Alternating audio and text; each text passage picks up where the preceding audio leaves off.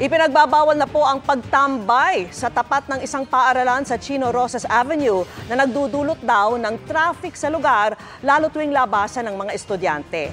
Ang bakod naman doong sumakop na sa bangketa hindi pala sa bagong gusali ng Senado.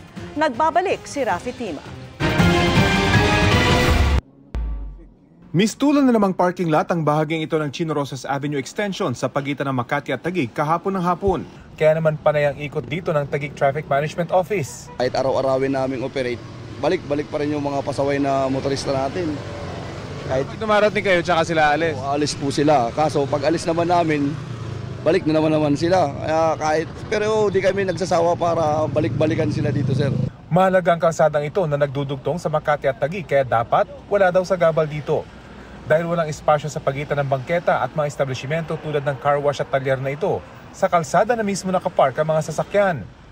Pero ang jeepney driver na ito, hindi natinag sa kabila ng operasyon ng Taguig TMO. Nasa bahagi na kasi siya ng Makati. Sinisita rin naman daw sila dahil alam niyang bawal, pero may lihitimong dahilan daw siya. Di ba po nasa batas, pag napapagod ka, pwede ka magpahinga sa kalye, sa tabi. Kaya lang naman pipilitan naming bumiyahe na ganito oras. Napakainit, hindi mamamatay naman kami. Pero huwag lang naman daw sila ang sisihin na sagabal sa kalsada. May isang eskwelahan daw dito na nagiging dahilan ng traffic tuwing labasan ng mga estudyante. Dahil eskwelahan, pinapayagan magpark. Kahit sa ngayon po, puntahan niyo po, alas 3, marami po. Ayon sa kapitan ng Barangay Magallanes, kinausap na nila ang naturang eskwelahan.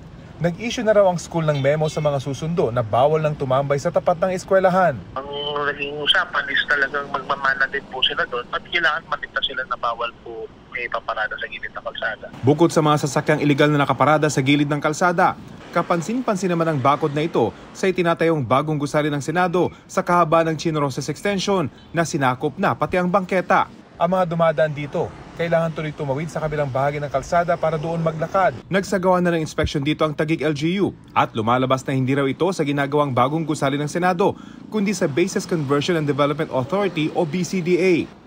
Ayon naman sa Public Affairs Department ng BCDA na nakausap ng GMA Integrated News, sadya raw talagang tinakpan ng sidewalk sa lugar para sa kaligtasan di lang ng mga worker, kundi pati ng mga pedestrian dahil saklaw ang sidewalk ng isasagawang road widening project sa lugar.